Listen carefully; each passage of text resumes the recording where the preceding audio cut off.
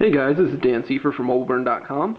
What we're demoing for you today is the new Google Docs application for Android smartphones and tablets. Google just released this application today, and it's been a long time in the coming for a lot of Google Docs fans.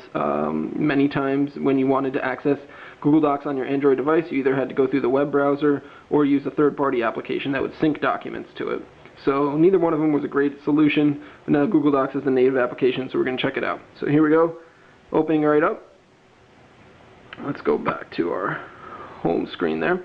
So when you first open it up, you've got a grid of 6 icons. All items takes you to all the Google Docs that are in your account. Collections will open up with specific collections if you set up folders and stuff like that that you organize on the web. Starred will show you the starred documents. Documents here will just show you specific documents that are separate from images. And then the Images tab is supposed to show you specifically images. Now if you hit More, you can see you can go directly to text documents, spreadsheets, or presentations right from there. At the top, you can search your documents, or you can create a new document. So if you hit this button to create a new document here, it asks you what type of document you would like to create. You can create a document like a Word type of document, a spreadsheet, or a document from a photo that's existing on your device already. So if we go to document, you can name it.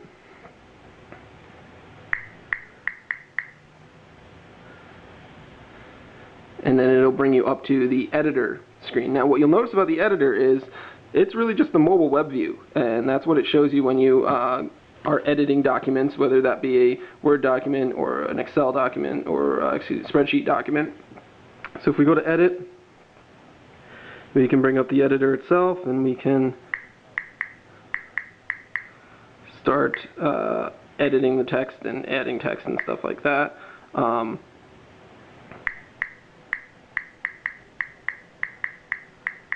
Pretty straightforward. Now we're shouting at people. And then it automatically saves. So as you can see, the button up there changes from save to refresh to save.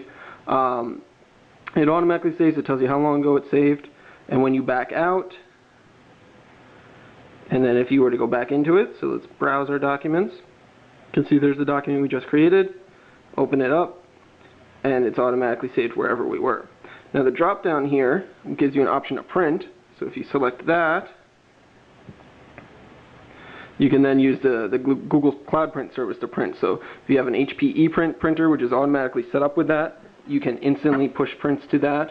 Or if you've got it set up through a connected computer to a printer, you can print directly from there as well. Taking a look at the list of documents, you've got tabs at the top here. You can view all items, items that are specifically owned by you, or just your home view. Or you can go all the way back and view your starred items there. You can scroll through your different items. Taking a look at spreadsheets here, we've loaded up some test documents with spreadsheets. So you can see it doesn't really show charts all that well. That's kind of a Google Docs limitation. But again, it's opened up in the view of the mobile web browser. Let's see here, let's take a look at another spreadsheet. So you can see the different columns and the cells and stuff, and you can pinch to zoom to bring it in. You can tap and edit. This is just like using the web browser if you're familiar with editing a Google Doc within the web browser on Android. Click submit. Then you have to refresh. There we go. And then once it's refreshed, it is updated. There we go. And again, it automatically saves. So when you go back into it, it will be saved wherever you had left off. It does show formatted text, as you can see here, different colors and stuff like that. Pretty much whatever Google Docs will support. No pinch to zoom, as you can see on this, until you go to the edit mode, which again opens up the browser view. Actually, in documents, it won't even let you pinch to zoom. It's locked, so you can't. With Excel spreadsheets or spreadsheets, you can actually pinch to zoom, as we saw earlier. Let's go back here. Now here is an image that we took with the Galaxy Tab here, and what you can do is you can take an image and instantly upload it to Google Docs. And what it is designed to do is it uses Google's new OCR technology to pull the text out of the document and then turn it into text itself. Now you can see it says Galaxy Tab on the box there, and Google sort of recognized it. It says Samsung had a little trouble with the G. It put a U with umlauts on top of it, Galaxy Tab, right there.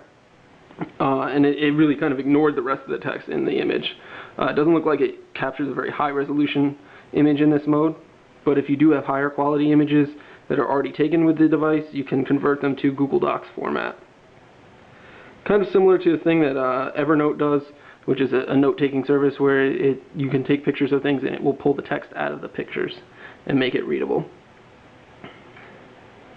Now, one other thing that they've included is a widget which allows you to easily open up your account, go directly to starred messages, create a new one, or open up the camera to create an image that you can upload directly to Google Docs. In the menu button, you've got a couple different options. You can switch between different accounts. You can go into your settings. You can clear your cache. Not too much there, though.